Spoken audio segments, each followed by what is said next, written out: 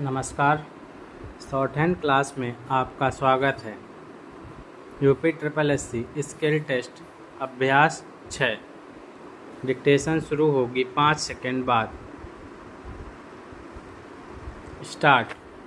Cockroach जनता party के संसद मार्च के दौरान हुई हिंसा को एक खास एजेंडे के तहत किस तरह अपने संकीर्ण स्वार्थों की पूर्ति के लिए भुनाने की कोशिश हो रही है, इसका ही प्रमाण है सुप्रीम कोर्ट में पैलेट गन का इस्तेमाल पर पाबंदी की मांग वाली याचिका।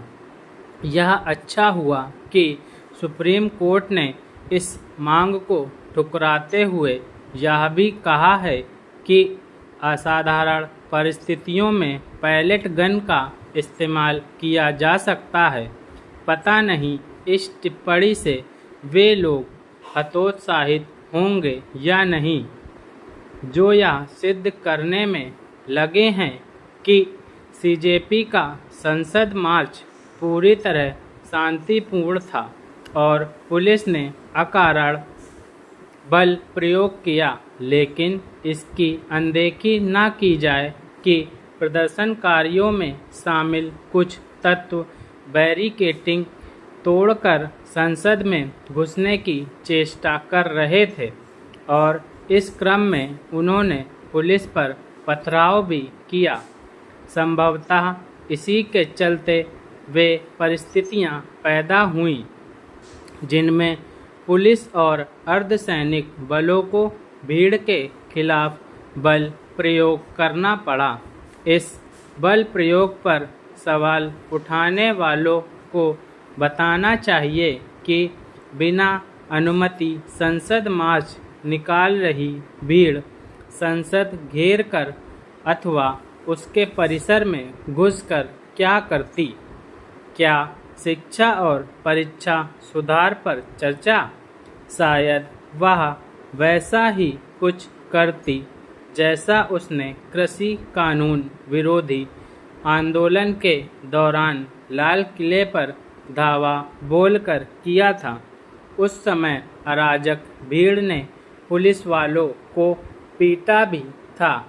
क्या यह सच नहीं कि सीजेपी के संसद मार्च के दौरान प्रदर्शनकारियों के साथ बड़ी संख्या में पुलिसकर्मी भी घायल हुए?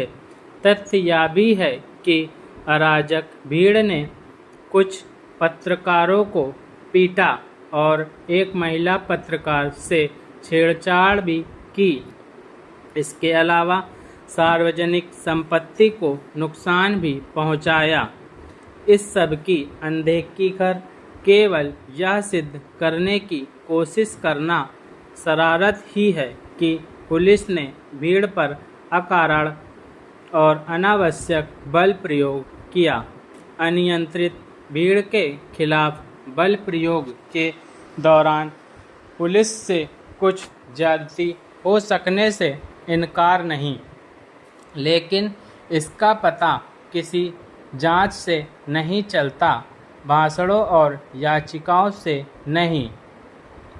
जांच की मांग में कोई हर्ज नहीं, लेकिन यह ध्यान रखा जाए कि हिंसा फैलाने पर आमादा अनियंत्रित भीड़ के खिलाफ कब और कितना बल प्रयोग हो, इसका फैसला भीड़ का सामना कर रहे सुरक्षाकर्मी ही बेहतर ढंग से कर सकते हैं।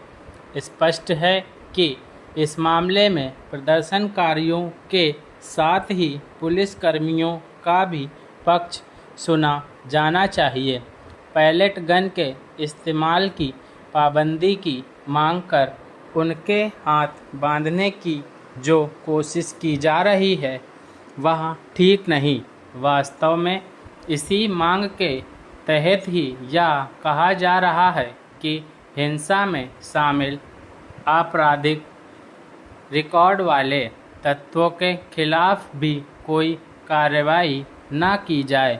यह अराजक तत्वों को संरक्षण देने के अलावा और कुछ नहीं। इस डिक्टेशन को आप बहुत अच्छे से लिखिए और उसको ट्रांसक्राइब करिए और अपनी गलतियों का आकलन करिए और अपनी गलतियाँ मुझे कमेंट बॉक्स में ज़रूर बताएं। धन्यवाद।